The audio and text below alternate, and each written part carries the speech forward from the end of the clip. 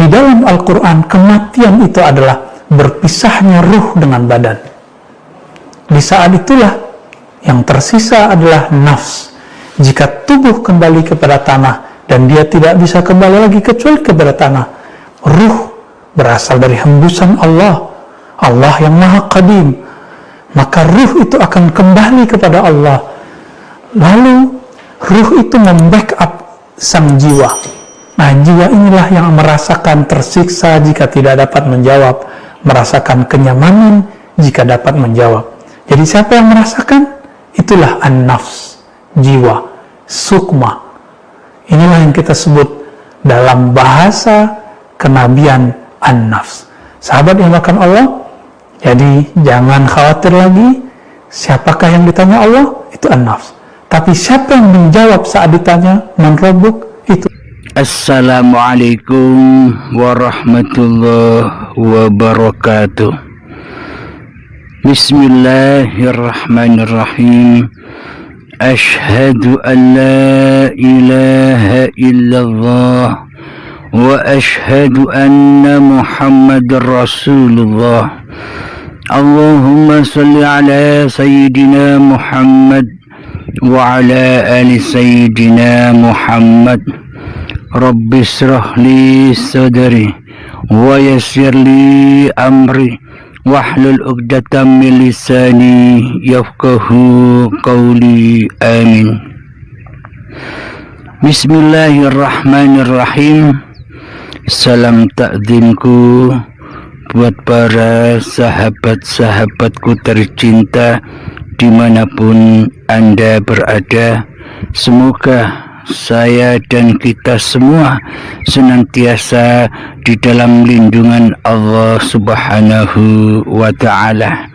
Amin ya rabbal alamin. Di pagi yang indah ini, mari kita perdengarkan pertanyaan dari sahabat kita yang ada di seberang sana. Silahkan. Assalamualaikum sahabatku Abdul Halim. Di sini saya Zainal dari Kedah, Malaysia, ingin mengajukan satu soalan. Apakah siksa kubur itu ada, dan apakah doa-doa dari keluarga si mati bisa sampai kepadanya? Sekian, itu saja soalan saya. Assalamualaikum warahmatullahi wabarakatuh. Waalaikumsalam warahmatullahi wabarakatuh. Alhamdulillahirabbil alamin. Pertanyaannya adalah, apakah siksa kubur itu ada? Dan yang kedua, apakah doa anak yang soleh atau doa keluarga bagi si mayit bisa sampai kepada yang bersangkutan? Alhamdulillahirabbil alamin. Mari kita kaji dan jawab pertanyaan pertama. Apakah siksa kubur itu ada? Siksa kubur itu adalah nyata adanya, benar adanya. Akan tetapi nyata keberadaan siksa kubur itu, nyata kebenaran siksa kubur itu hanyalah bagi orang-orang yang sudah beriman, orang-orang yang sudah kembali kepada Allah akan diberitahu tentang makna hakikat sejatinya siksa kubur itu. Bagi manusia yang belum beriman kepada Tuhan Sang Pencipta dirinya, bagi manusia yang masih gaib Allahnya di hatinya, bagi manusia yang masih wujud dirinya sendiri di hatinya sebagai Tuhan yang mentuhani hidup dan badan ini, memang belum nyata nyata apa itu siksa kubur, belum jelas apa itu siksa kubur. Karena Allah baginya gaib, bagi Allah, bagi dirinya Allah tiada yang paling wujud daripada Allah di dalam hatinya masih hawa nafsunya. Maka alam-alam kejadian itu tak nyata baginya. Mereka anggap, memang mereka yakin, kita selama ini yakin bahwa siksa kubur itu ada. Akan tetapi itu hanya sebatas percaya dan yakin saja. Percaya dan yakin ala hawa nafsunya. Karena apa?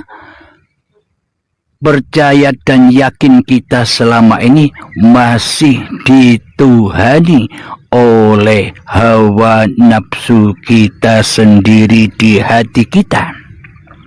Maka dari itu, gaiblah apa yang kita yakini, tiadalah apa yang kita percayai selama ini.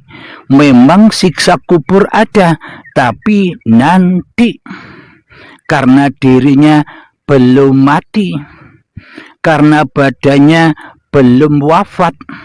Jadi adanya alam kubur dan siksa kubur adalah nanti bagi manusia yang belum beriman kepada Allah di hatinya, yakni bagi manusia penyembah dan pemuas hawa nafsunya sendiri di hatinya.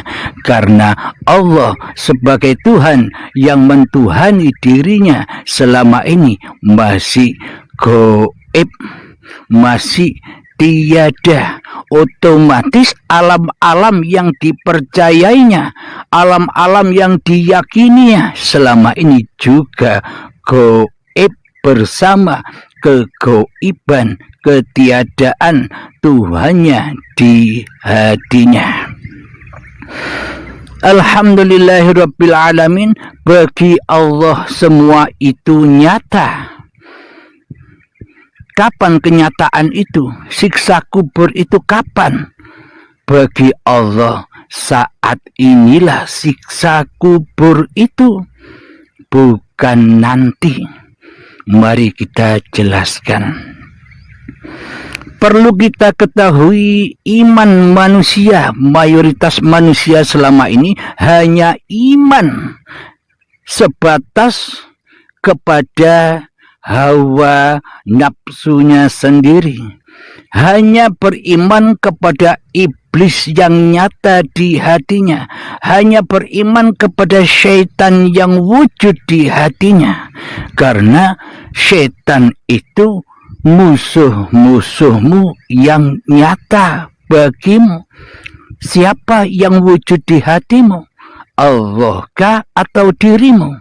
Selama yang wujud di dalam hati kita masih diri manusia kita, itulah hawa nafsu.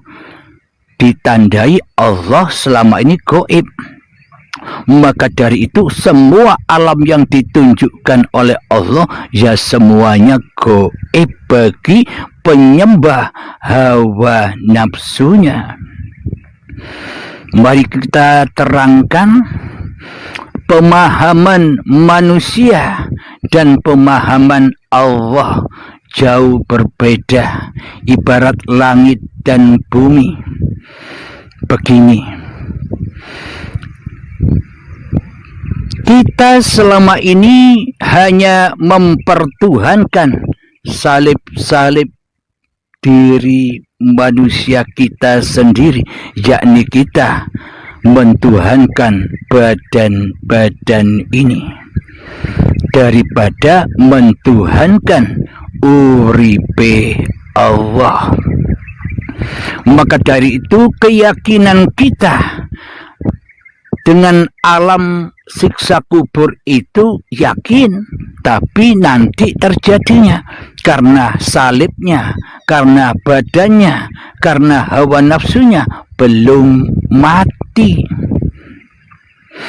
Jadi kematian di sisi manusia berbeda dengan kematian di sisi Allah. Anggapan manusia kematian itu adalah matinya salib, matinya badan. Jadi ketika badan telah wafat, itulah disebut kematian di sisi manusia. Karena manusia menyembah dirinya sendiri sebagai salib-salib di hatinya. Akan tetapi di sisi Allah yang disebut kematian itu adalah matinya jiwa kita, matinya hati kita. Kerasnya hati kita melebihi kerasnya batu, yakni hati kita belum menyadari ada Tuhan yang berkuasa atas diri kita. Kita belum menyadari ada Tuhan pencipta diri kita dan apapun yang kita perbuat. Inilah yang disebut kematian di sisi Allah. Bila jiwa kita mati, maka ya dikubur. Siapa yang mengubur? Uripe Allah lah yang mengubur. Allah lah yang mengubur si mayat ini. Jadi bila pemahaman umumnya, pemahaman manusia, siapa yang menguburkan mayat? Yang menguburkan mayat adalah orang-orang yang masih hidup, bisa keluarganya, sanak saudaranya, anak-anaknya, itulah yang mengubur. Hidup yang ada pada orang-orang yang hidup yang menguburkan mayat ini. Akan tetapi makna hakikatnya bila hati kita sudah mati, maka Allah sendirilah yang mengubur di dalam tanah. Jadi tanah ini bagi manusia ya tanah-tanah yang ini. Tanah bumi inilah kuburan manusia bagi manusia. Karena selama ini manusia masih mempertuhankan salib badannya daripada mempertuhankan siapa di balik salib badannya itu. Alhamdulillahirabbil alamin. Ketika jiwa kita telah mati, maka Allah menguburkan jiwa yang mati ini di dalam tanah. Yakni tanah yang mana? Tanah yang ini, tanah salib ini. Badan yang dari tanah inilah tanah pekuburan jiwa-jiwa manusia yang mati. Yakni jiwa manusia yang tidak bertuhan, jiwa manusia yang tidak mentuhankan Allah sebagai Tuhannya di hatinya, kecuali mentuhankan salib-salib dirinya sendiri di hatinya, yakni menyembah hawa nafsu iblis dan setan di hatinya. Ditandai Allah goib baginya. Itulah tanda-tanda jiwa yang mati. Kemudian setelah kematian, bagi pemahaman manusia di dalam kuburan tanah ini, di situ nanti disiksa atau diazab kubur. Bagi manusia, pemahaman manusia yang belum bertuhan di sisi Allah. Bertuhannya hanya sebatas percaya-percaya saja, percaya yang hanya angan-angan, percaya yang hanya kosong belaka, tanpa iman di hatinya. Maka dari itu ketika manusia sudah wafat nanti, ketika manusia sudah pulang di dalam 7 jangkahan meninggalkan pekuburan, maka datanglah malaikat mungkar dan nakir. Mungkar dan nakir. Mungkar dan nakir, mungkar, kemungkaran. Malaikat kemungkaran. Maknanya apa? Ketika manusia sudah dikubur oleh Allah di dalam tanah pekuburan ini, kuburan yang berjalan ini, maka di dalamnya manusia diazab kuburnya, diazab di dalam badannya, disiksa di dalam badannya, karena manusianya ingkar, mungkar dan nakir kepada Allah selama ini. Apa buktinya manusia selama ini mungkar dan nakir di dalam hatinya? Karena selama ini Allah tidak dipertuhankan di hatinya, melainkan mempertuhankan iblis dan syaitan, yang mana tidak mau tunduk dan sujud kepada keadamannya. Merasa dirinya ada, Allah saja yang tidak ada. Merasa dirinya wujud, Allah saja yang tidak wujud. Lah berarti ini kan yang jadi Tuhan bukan Allah di hati kita. Akan tetapi diri kita lah yang ngaku-ngaku selama ini sebagai Allah di dalam hati kita, tapi kita tidak terasa. Iman dan akidah kita di dalam Islam selama ini hanyalah fata morgana saja. Kita selama ini tidak mengikuti arahan-arahan agama kita sendiri. Kita selama ini menyimpang dari arahan-arahan yang sudah ditunjukkan oleh baginda Rasulullah Sallallahu Alaihi Wasallam, yang mana hati tak boleh mensekutukan Allah, hati tak boleh menduakan Allah. Karena itulah manusia terjebak di dalam kemungkaran dan kenakiran. Maka dari itu manusia diazab siksa di dalam badannya. Apakah siksa-siksa itu? Manusia mulai datang cinta-cinta akan selain Allah, cinta harta, cinta dunia, cinta mobil, cinta rumah, cinta pekarangan, cinta hal-hal yang selain Allah, yakni hatinya hubbud dunya.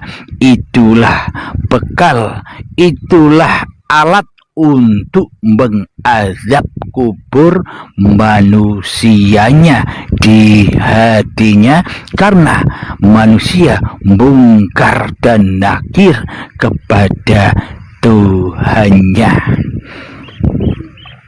Karena manusia tidak mau menjadi hamba, karena manusia selama ini hanyalah ingin menjadi Tuhan, yang mana lebih wujud daripada Tuhan pencipta dirinya di hatinya. Inilah yang dimaknai azab kubur itu. Jadi sudah nyata sekarang bagi orang-orang yang beriman kepada Allah, nyata sekarang bagi orang-orang yang menjadi Habibullah, hatinya bukan badannya. Makna Habibullah hatinya bahwa tiada Tuhan selain Allah, bahwa la ilaha illallah Muhammad Rasulullah, tiada Tuhan selain Allah yang berkuasa atas Muhammad, yang mengutus Muhammad, yang mengutus seluruh manusia yang diciptakannya. Akan tetapi karena kemungkaran dan kenakiran kita selama ini yang tidak mau menjadi utusan Allah, akan tetapi kemungkaran dan kenakiran kita selama ini hanya cinta kepada diutus oleh hawa nafsu kita sendiri.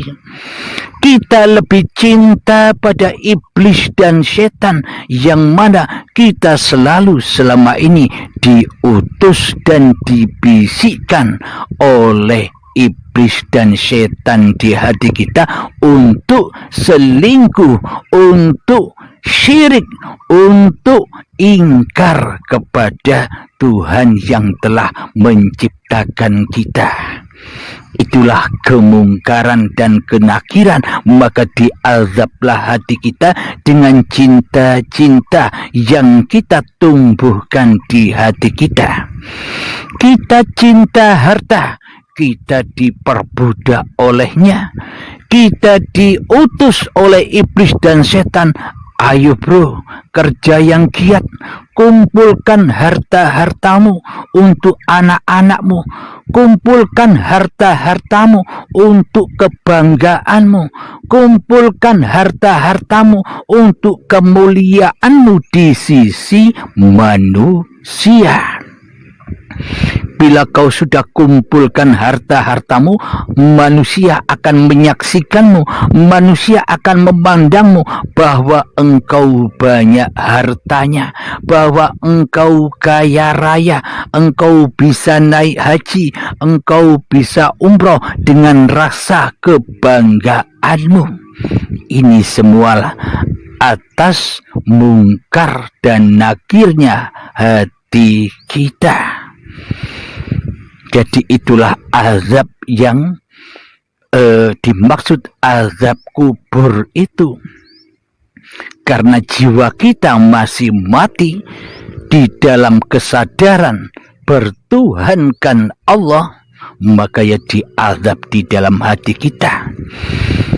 Kita cinta mobil, dibisikkanlah, diutuslah hati kita oleh iblis dan setan. Ayo bro, beli mobil yang mewah bro. Agar apa? Agar kamu dilihat oleh manusia bahwa kamu orang yang kaya raya. Inilah kemungkaran hati kita yang selama ini kita hanya rela, kita hanya ridho diutus oleh syaitan daripada diutus oleh Allah. Bagaimana mungkin kita bisa diutus oleh Allah wong kita tidak mempertuhankan Allah di hati kita selama ini? Alhamdulillahirabbil alamin. Itulah yang dimaknai azab kubur di sisi Allah. Karena Allah tidak memandang raga-ragamu, akan tetapi Allah hanya memandang hatimu. Jadi semua peristiwa-peristiwa itu bukan peristiwanya badan, akan tapi semua peristiwa itu adalah peristiwanya hati. Apa buktinya? Di dalam ayat Allah di surat Az-Zariyat ayat 21. Bismillahirrahmanirrahim. Wa fi anfusikum afala tubsirun.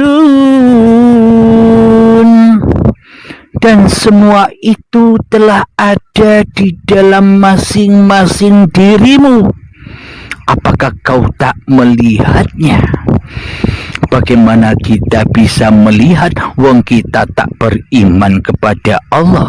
Hanya orang-orang yang berimanlah yang bisa melihat itu, karena orang-orang yang beriman sudah tak dapat melihat lagi, akan tetapi Tuhannya lah yang memperlihatkan.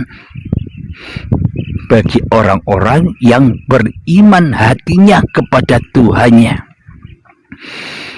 Jadi apakah siksa dan azab kubur atas kemungkaran dan kenakiran hati kita selama ini? Kita cinta kepada anak, cinta kepada istri, hingga kita diperbudak olehnya. Kita mati-matian kerja banting tulang untuk memperjuangkan cinta-cinta yang ada di hatinya, agar anaknya kelak jadi orang yang berhasil di sisi ekonominya, agar dirinya bisa menafkahi istrinya untuk bersolek demi kecantikannya. Itulah semua azab-azab kubur, yang mana bahan bakarnya adalah apapun yang cinta-cinta di hati kita itu. Cinta-cinta yang selain Allah itulah bahan bakarnya azab kubur itu. Kemudian cinta kepada ilmu. Kita selama ini merasa berilmu tinggi di babagan syariat, ilmu ekonomi, ilmu apapun yang mengandung dan menghasilkan kekayaan baginya. Itulah azab-azab, siksa-siksa. Kemudian cinta kepada amal. Amal perbuatannya selama ini merasa benar. Diri kita setelah sholat 5 waktu dengan benar. Diri kita telah menjalankan sunnah-sunnah di dalam sholat rawatib dengan benar. Diri kita merasa sudah istiqomah di dalam sholat tahajud, di dalam sholat duha, istiqomah puasa Senin Kemis atau puasa Daud, yakni puasa hari ini, besok berbuka, besoknya lagi berpuasa. Kita berbangga-bangga dengan amal-amal yang bukan kita yang melakukan. Itulah tanda-tanda alat untuk menyiksa hati kita, karena kita sudah di dalam azab kubur. Apa makna siksanya? Di dalam hati kita, kita merasa bangga dengan apa-apa yang kita amalkan. Kita merasa mulia daripada orang-orang di bawah kita. Kita merasa lebih mulia dari orang-orang yang tidak selevel dengan kita. Itulah azab kubur itu, siksa demi siksa. Jadi ketika kita kaya raya, di dalam hati kita terbesit takut pada suatu saat nanti kekayaannya akan rontok, kekayaannya akan pudar. Jadi inti dari inti ketakutan kita selama ini, yakni dengan diri kita sendiri. Takut dengan diri kita sendiri, takut dengan sifat manusia kita sendiri. Apa? Kematian. Mayoritas manusia takut mati karena manusia takut tidak menjadi Tuhan lagi di hatinya. Inilah bukti selama ini manusia mayoritas hatinya tersesat kepada Tuhannya, karena dirinya telah memproklamirkan menjadi Tuhan daripada mentuhankan Allah di hatinya.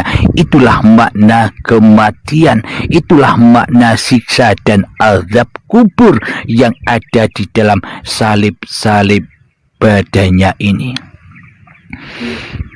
Itulah jawaban yang pertama, persoalan yang pertama. Apakah ada siksa kubur itu? Ada. Bagi orang-orang yang tidak beriman kepada Allah, bagi orang-orang yang masih goib Allahnya, ya kejadian itu disangkanya besok. Karena hatinya belum bertuhan, ya semua kejadian itu besok. Maka ketika syakaratul maut tiba, mereka akan terbelalak dengan apa yang dibayang-bayangkannya selama ini. Oh ternyata, gumam hatinya hanya itu. Ketika hari pembalasan, ketika yaumul maut, baiatan akbar itu datang terhadap dirinya, ketika syakaratul maut menjemput, begitu dahsyat siksa dan azabnya. Akan tetapi bagi orang-orang yang sudah beriman kepada Allah, bagi orang-orang yang sudah kembali hatinya kepada Allah, maka nyatalah semua alam-alam yang dihabarkan oleh Allah di dalam Al-Quran. Afala tubsirun, semua ada pada dirimu, wahai fulan, apa kau tidak melihatnya? Karena hati kita selama ini buta, mana mungkin kita bisa melihat. Bila yang dipakai untuk melihat masih mata manusianya, ya tak mampu melihatnya. Akan tetapi bila yang memandang basiroh Tuhannya, maka Allah maha melihat segala ciptaannya. Jadi maknanya alam kubur itu nyata adanya. Kapan? Bagi orang-orang yang beriman sudah mengetahui kapan siksa kubur itu. Bagi orang-orang yang beriman sudah melewati apa yang dikatakan kematian dan apa yang dikatakan azab kubur itu. Namun bagi orang-orang yang tak beriman, bagi orang yang masih goib, yang masih adam Allah baginya di hatinya, yang wujud hanya dirinya, ya nanti itu katanya, ya nanti itu di dalam angan-angannya, karena Tuhannya belum nyata baginya. Jadi semua cerita itu dianggapnya nanti, karena Allah tidak hudur di dalam hatinya, karena yang hudur di dalam hatinya adalah iblis dan setannya yang selalu menyumpal pikirannya, menyumpal mata hatinya, menyumpal pendengarannya, menyumpal penglihatannya, agar manusia tidak memandang, tidak bisa melihat kenyataan Tuhannya dan firman-firmannya. Jadi jawabannya, alam kubur, siksa kubur itu ada nyatanya, jelas bagi orang-orang yang sudah kembali kepada Allah. Itulah jawaban persoalan yang pertama. Dan jawaban persoalan yang kedua adalah, apa bisa anak yang soleh itu mengirimkan hadiah doa kepada orang tuanya ketika orang tuanya sudah meninggal? Pertanyaannya begini, anak-anak yang soleh itu soleh sungguhan apa soleh solehan? Menurut pandangan mayoritas manusia, karena selama ini hanya menyembah salib, bukan menyembah Allah di hatinya, maka yang dipandang adalah salib-salib ini bagi manusianya. Yakni ketika melihat badan-badannya anaknya yang sering beribadah jamaah ke masjid, yang sering mengaji Al-Quran, itu dikatakan anak yang soleh bagi manusia yang masih tertutup, yang masih mati hatinya. Karena apa? Karena manusia masih melihat salib-salib dohiriyah manusianya, yang dinilai salib-salibnya bukan hatinya. Jadi figur soleh, anak yang soleh atau anak yang solihah bagi manusia yang tak bertuhan hanyalah memandang laku-laku syariatnya saja, laku-laku dohiriyahnya saja. Dilihatnya anaknya rajin ibadah, sudah kita memvonis anak saya soleh. Ketika anaknya rajin mengaji, rajin sholawatan, rajin berbuat kebaikan, kita sudah memvonis sudah sudah mempunyai anak yang soleh. Itu anggapan kita manusia yang selama ini belum bertuhan, yang hanya mentuhankan salib-salib ini. Namun di sisi Allah, anak yang soleh itu yang bagaimana? Di sisi Allah, anak yang soleh itu anak yang sudah mengenal Tuhannya, anak yang sudah mengenal Allah sebagai Tuhan pencipta dirinya. Itulah yang disebut anak yang soleh atau anak yang solehah. Apa anaknya sudah soleh dan solehah apa belum? Bila anaknya tidak soleh dan soleha, yakni bila anaknya selalu mensekutukan Tuhannya dengan dirinya seperti orang tuanya, apa itu disebut anak soleh?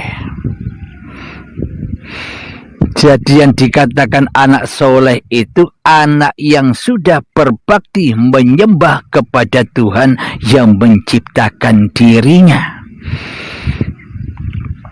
Contoh demikian, logikanya demikian. Anak-anak kita atau anak-anaknya orang yang sudah ditinggal orang tuanya selama ini menuduh dan menyangkanya saja jelek kepada orang tua yang sudah meninggalkannya. Berprasangka buruk kepada orang tua yang sudah meninggal. Apa maknanya? Apa buktinya? Kalau kita berprasangka buruk kepada orang-orang yang kita kasihi ketika mereka sudah meninggal, apa bukti prasangka buruk kita? Kita selama ini mengirimkan doa lewat tahlilan, lewat yasinan, seharinya, 2 harinya, 3 harinya, 4 harinya, 5 harinya, 6 harinya, 7 harinya, 40 harinya, 100 harinya, 1000 harinya, dan haulnya setiap tahun. Ini kan maknanya kita sudah berprasangka buruk kepada kedua orang tua kita yang sudah meninggalkan kita. Karena selama ini kita menyangka orang tua kita diazab di sana. Karena kita selama ini menyangka orang tua kita menderita di alam tanah pekuburan itu. Itu kan prasangka kita selama ini tidak kita sadari. Bila kita berprasangka baik, husnudzon kepada kedua orang tua kita, bahwa orang tua kita itu orang mulia, orang baik di sisi Allah, mengapa kita harus kirimkan doa? Ya tidak berguna doa kita sementara mereka sudah bahagia. Ya tidak bergunalah doanya ahli neraka kepada ahli surga. Wong kita masih di dalam neraka kok mendoakan ahli jannah. Wong kita masih di dalam hawa nafsu kita sendiri yang berkuasa menjadi Tuhan, kok mendoakan orang-orang yang sudah rojiun di sisi Tuhannya. Ini kan prasangka yang terbalik, karena di dalam hati kita belum ada iman. Alhamdulillahirabbil alamin. Itulah bukti bahwa selama ini kita berprasangka buruk, kok weru-weruwo. Seakan-akan kita sudah tahu bahwa mereka membutuhkan doa kita, bahwa mereka membutuhkan uluran tangan kita, bahwa mereka butuh kita kirimi sebagai makanan dan pakaiannya. Seolah-olah kita sok tahu. Seolah-olah kita sudah pernah mati. Maka dari itu, itulah prasangka-prasangka buruk kita selama ini kepada orang-orang yang sudah kembali di sisi Allah. Seolah-olah kematian itu buruk bagi kita.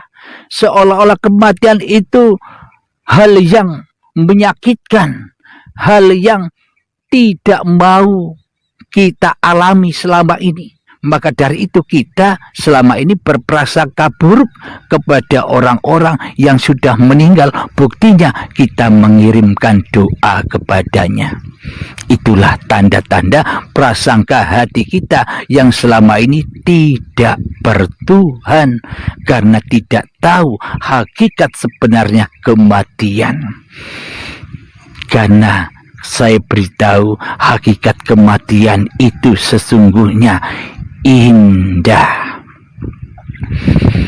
Dan hakikat kehidupan bila hidup masih diakui oleh manusianya, itulah keburukan, itulah keazaban, kecelakaan, itulah kemungkar dan nakiran, itulah ahli kubur dan mendapatkan azab kubur yang sesungguhnya.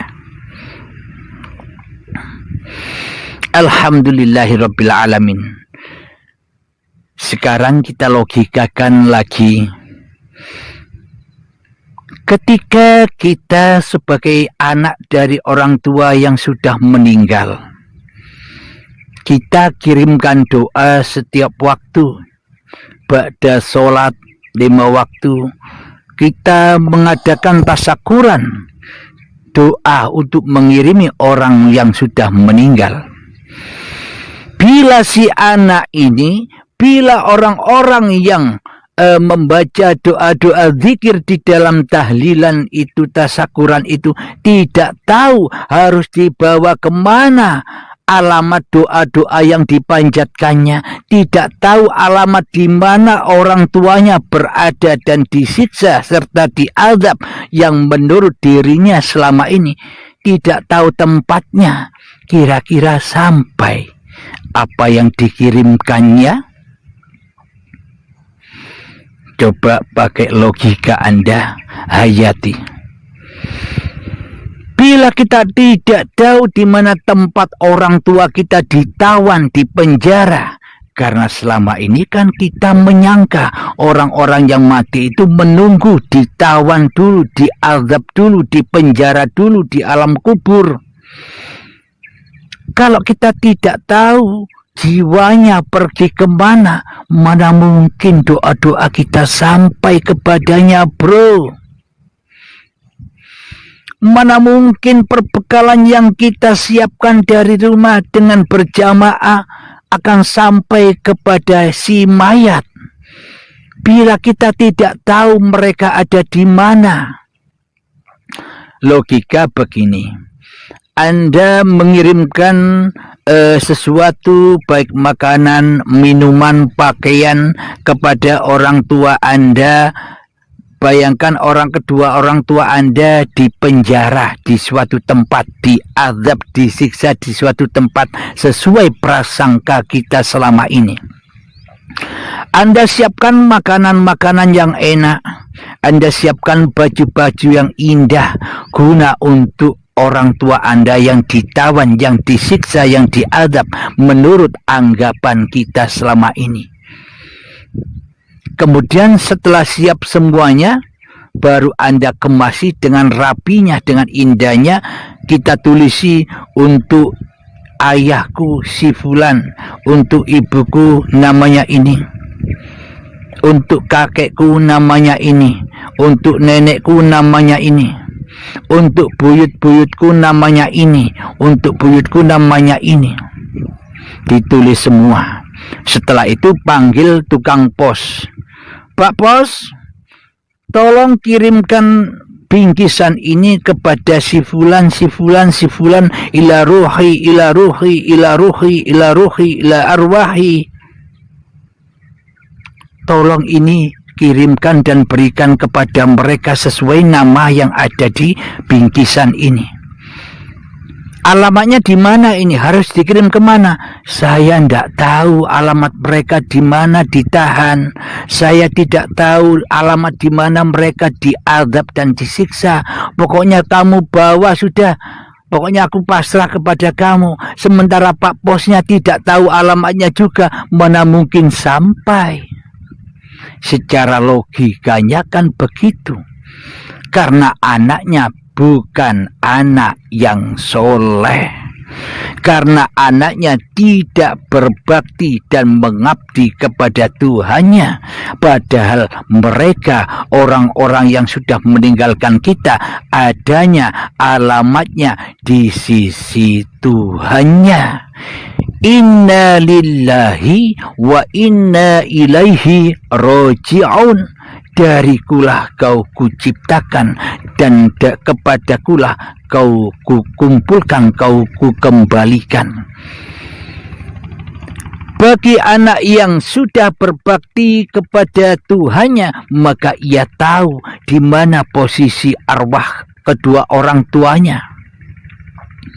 Namun bagi anak yang tidak mengabdi, bagi anak yang masih wujud di dalam hatinya hawa nafsunya, Allahnya gaib, ya tidak tahu alamatnya. Ya hanya prasangka-prasangka bayangan saja yang ada di benak hatinya. Jadi takkan pernah sampai kapanpun apapun yang didengung-dengungkannya. Wong anaknya belum Islam di sisi Allah, belum selamat hatinya kepada Allah, kok bisa mau ngirimkan yang gaib, mau ngirimkan kepada arwah-arwah yang mana hidup yang ada pada kedua orang tua kita, hidup yang ada pada seluruh manusia yang sudah meninggalkan kita, hidup yang ahad, hidup yang esa dengan hidup yang selama ini diakui sebagai hidup diri manusianya. Nah, inilah jawaban kalau anaknya tidak soleh. Makna soleh itu bagaimana? Anak yang sudah mempertuhankan Tuhannya, maka selamanya anak yang tidak soleh kepada Tuhannya ini tak akan mampu mengirimkan doa kepada orang tuanya. Karena apa? Karena tidak tahu alamatnya. Apalagi orang-orang yang membantu, yang hadir di dalam kumpulan-kumpulan untuk tasyakuran, orang yang sudah meninggal, apalagi anaknya saja tidak tahu alamatnya, apalagi orang-orang yang diajak berzikir. Itu logikanya. Saya terangkan lagi, kebanyakan manusia, apalagi manusia yang berada di alam mukasyafa atau berada di alam karomah, ditunjukkan di dalam hatinya bahwa di pekuburan umum itu banyak mayat-mayat, banyak penghuni kuburan itu duduk di dalam, duduk di atas pekuburannya. Bagi pandangan orang yang mukasyafa, bagi pandangan orang yang berkaromah, memandang bahwa arwah-arwah, hidup-hidup, nyawa-nyawa orang yang sudah meninggal itu menunggu-nunggu di dalam di atas pemakamannya, menunggu-nunggu kiriman dari anaknya, menunggu-nunggu kiriman dari orang, bahkan digambarkan di situ meminta-minta, melas terazab keadaannya karena anaknya tidak soleh, tidak bisa mengirimi. Jadi banyak orang yang terazab di dalamnya. Ini pandangan orang yang mukasyafa atau indigo, memandangnya demikian karena di dalam hatinya belum nyata Tuhannya. Yang nyata masih iblis dan setannya, termasuk hawa nafsunya sendiri yang lebih wujud daripada wujud Tuhan yang menciptakan dirinya. Jadi pandangannya hanyalah imajinasi, hanya bayangan-bayangan hawa nafsunya belaka. Jadi makna hakikat kenyataan sejati cerita itu semua adalah sudah nyata saat ini.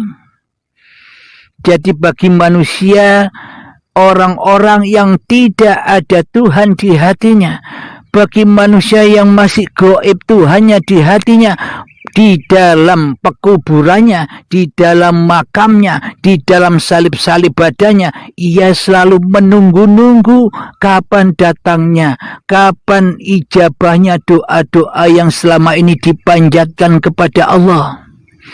Nunggu-nunggu, ngemis-ngemis kepada Allah. Ya Allah, berilah aku harta. Ya Allah, kabulkanlah cita-citaku. Ya Allah, berikanlah aku istri yang cantik. Ya Allah, berilah aku harta yang banyak. Semuanya permintaan-permintaannya sesuai hawa nafsunya. Karena yang dipandang di dalam doanya bukan memandang Tuhan yang menciptakan, Tuhan yang memberikan apa yang kita minta, akan tetapi di dalam hati kita yang dipandang dunianya. Harta-harta yang kita impi-impikan itu yang dipandang, bukan Allah sebagai pencipta yang memberi apa yang kita minta. Inilah yang dimaksud orang-orang di pekuburan yang mengharap-harap rahmatnya Allah, yang mengharap-harap dunia, yang mengharap-harap kemuliaan dunia, yang mengharap-harap kebanggaan dunia. Itulah hakikat cerita diri kita sendiri selama ini sebelum kita bertuhankan Allah. Kita di dalam pekuburan salib-salib ini, kita ngemis-ngemis kepada Allah, tapi kita tidak mau menyaksikan Allah, tapi kita butuh dunianya, butuh apa yang kita inginkan di hati kita. Itulah lambang siksa-siksa kubur. Itulah lambang bagi orang-orang yang mukasyafat dan karomah, menyaksikan di dalam pekuburan itu di atasnya telah menunggu mayat-mayat, arwah-arwah, roh-roh yang mengharapkan doa dari keluarganya, yang mengharapkan kebaikan, kiriman dari orang-orang yang dicintainya. Maknanya itu sesungguhnya, hakikatnya, kenyataannya semua sudah terjadi di dalam diri kita. Wa fi anfusikum, semua cerita-cerita itu sudah ada di dalam dirimu.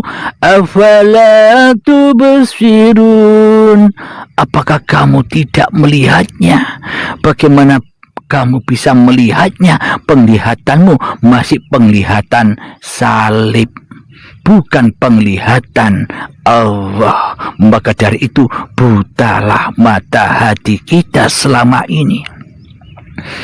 Jadi yang dilambangkan pemandangan orang yang mukasyafah atau karomah, bahwa di atas pemakaman umum itu banyak arwah-arwah penghuni makam itu menunggu-nunggu kiriman dari anak dan saudaranya. Inilah makna hati kita yang selama ini dipendam di dalam jasad-jasad ini, yang mana selalu berdoa meminta-minta kepada Allah atas kesuksesan dunia, atas kesuksesan kerjanya, atas kesuksesan anak-anaknya, atas kesuksesan pekerjaannya. Semuanya babakan dunia, cinta-cinta di hatinya yang selain Allah. Kita tak pernah meminta, ya Allah, temukan aku denganmu, ya Allah. Tidak pernah. Karena yang dicintai di dalam hati kita salib-salib dunia. Inilah salib yang paling besar yang menghalang-halangi kita jumpa dengan Tuhannya. Alhamdulillahirabbil alamin. Saya kira cukup jawaban kita atas dua pertanyaan sahabatku dari seberang sana. Semoga saya khususnya dan semoga kita semua para pendengar, para pecinta uripe Allah, semoga kita selalu mendapat bimbingan dari Allah, selalu mendapatkan petunjuk hati kita kepada Allah. Matikanlah dirimu sebelum datang kematianmu.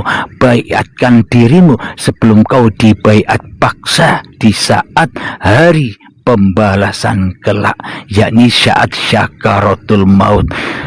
Alhamdulillahirabbil alamin. Sebelum kita akhiri kajian ini, marilah kita tetap memohon doa kepada Allah lewat salawat dolimin daf'ul bala, agar hati kita terhindar dari balak-balaknya kekufuran hati kita selama ini, kezaliman hati kita selama ini kepada Tuhan yang telah menciptakan diri kita.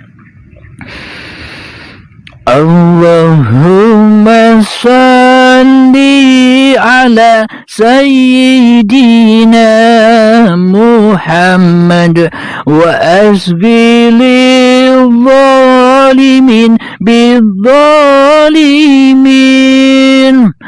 Allahumma salli ala Sayyidina Muhammad wa asghil zalimin bizzalimin wa akhrijna min bainihim salimin wa ala alihi wa sahbihi ajma'in. Alhamdulillahi rabbil alamin. Allahumma salli ala Sayyidina Muhammad wa ala ali Sayyidina Muhammad. Rabbana atina fid dunya hasanah wa fil akhirati hasanah wa qina adzabannar. Wa sallallahu ala Sayyidina Muhammad wa ala alihi wa sahbihi wa sallam. Walhamdulillahi rabbil alamin. Akhir kalam. Assalamualaikum.